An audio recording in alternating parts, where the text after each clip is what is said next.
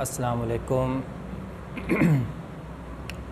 10th class, جیسا کہ ہم سورۃ احزاب کے تعارف کے بارے میں مطالعہ کر رہے تھے، فرسٹ لیکچر میں ہم نے سورۃ احزاب کے 10 پوائنٹس پر 10 پہلوؤں پر بات کی تھی، اور آج انشاءاللہ ہم اگلے 10 پوائنٹس پر اس کے بات کریں گے۔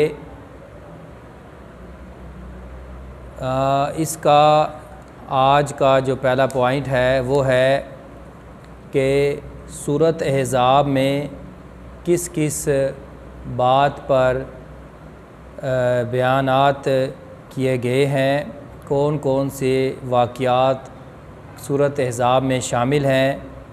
اس کے اندر انبیاء علیہ السلام کے واقعات کا تذکرہ ہے۔ اس صورت میں مختلف انبیاء کے واقعات بھی بیان ہوئے ہیں۔ اس کے بعد حضور صلی اللہ علیہ وآلہ وسلم کی صفات کا تذکرہ ہے۔ مختلف صفات حضور صلی اللہ علیہ وآلہ وسلم کی اس کے اندر بیان کی گئی ہیں۔ حضور صلی اللہ علیہ وآلہ وسلم کی شان کے بارے میں، پھر اللہ کی صفات بھی اس میں بیان کی گئی ہیں، اور اس کے بعد مومنین اور مومنات کے اوصاف اللہ تعالیٰ نے سورۃ احزاب میں مومنین اور مومنات کے بہت سے اوصاف بیان کیے ہیں، یعنی ان کی خصوصیات بیان کی ہیں، خوبیاں بیان کی ہیں۔ امہات المومنین، اس بات کا تذکرہ بھی سورۃ احزاب میں موجود ہے۔ حضور صلی اللہ علیہ وآلہ وسلم کی بیویوں کو اللہ تعالیٰ نے بہت بڑا اعزاز بخشا ہے۔ اللہ تعالیٰ نے حضور صلی اللہ علیہ وآلہ وسلم کی بیویوں کو مومنین کی مائیں کہا ہے۔ مراد کہ تمام مومنین کی مائیں حضور صلی اللہ علیہ وآلہ وسلم کی ازواج مطہرات ہیں۔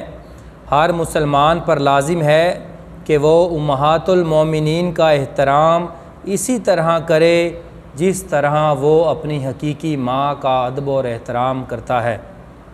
اس کے بعد درود و سلام پڑھنا۔ سورۃ احزاب میں درود و سلام کا تذکرہ ہے۔ اللہ تعالیٰ اور فرشتے حضور صلی اللہ علیہ وآلہ وسلم پر درود بھیجتے ہیں، درود پڑھتے ہیں۔ اللہ تعالیٰ نے مومنین کو ہدایت فرمائی کہ وہ حضور صلی اللہ علیہ وآلہ وسلم پر درود و سلام پڑھیں۔ اس بات کا تذکرہ بھی سورۃ احزاب میں موجود ہے۔ اس کے بعد زمانہ جاہلیت کی رسم کا خاتمہ۔ عرب میں جاہلیت کی یہ رسم رائج تھی کہ وہ اپنے منہ بولے بیٹے کی بیوی سے نکاح جائز نہ سمجھتے تھے۔ کون سی رسم تھی؟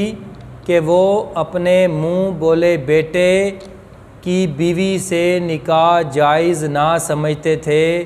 منہ بولے بیٹے کا مطلب کہ لے پالک بیٹا ہونا، کسی کی اولاد ہونا، اس کی بیوی کو، یعنی کہ وہ اس سے نکاح کرنا جائز نہ سمجھتے تھے عرب میں۔ اللہ تعالیٰ نے حضرت زید رضی اللہ تعالیٰ عنہ کی بیوی مطلقہ سے حضور صلی اللہ علیہ وآلہ وسلم کا نکاح کرا کر اس مذموم اور جاہلانہ رسم کا خاتمہ فرما دیا۔ حضرت زید کی بیوی سے حضور صلی اللہ علیہ وآلہ وسلم کا نکاح کرا کر اللہ تعالیٰ نے اس مذموم اور جاہلانہ جو رسم تھی اس کا خاتمہ کر دیا۔ اس کے بعد جس چیز کا تذکرہ سورۃ احزاب میں موجود ہے، منہ بولے بیٹے کو اصل باپ کے نام سے پکارنے کا حکم دیا گیا ہے۔ منہ بولے بیٹے کو اصل باپ کے نام سے پکارنے کا حکم دیا گیا۔ اللہ تعالیٰ نے متنبی کو اس کے اصل باپ کے نام سے پکارنے کا حکم دیا اور اس کو اپنا نام دینے سے منع فرمایا۔ اللہ تعالیٰ نے یہ بھی فرمایا ہے کہ اپنے غیر حقیقی باپ کا وارث نہیں ہو سکتا۔ لے پالک بیٹا اپنے باپ کا غیر حقیقی باپ کا وارث نہیں ہو سکتا۔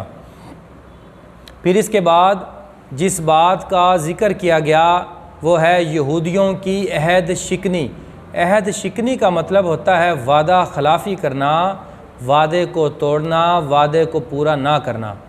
مدینہ کے یہودیوں نے عہد شکنی کی، اس پر اللہ تعالیٰ نے مسلمانوں کو یہودیوں پر حملہ کر کے ان کی بد عہدی کی سزا دینے کا حکم دیا۔ یعنی کہ اللہ تعالیٰ نے حکم دیا کہ وہ یہودیوں پر حملہ کریں تاکہ ان کو سزا ملے جو انہوں نے بد عہدی کی، عہد شکنی کی ہے۔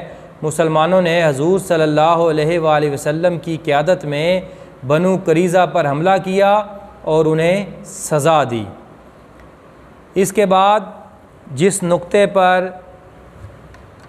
بات کی گئی وہ ہے ازواج مطہرات کو اختیار، کہ حضور صلی اللہ علیہ وآلہ وسلم کی بیویوں کو اختیار دیے گئے۔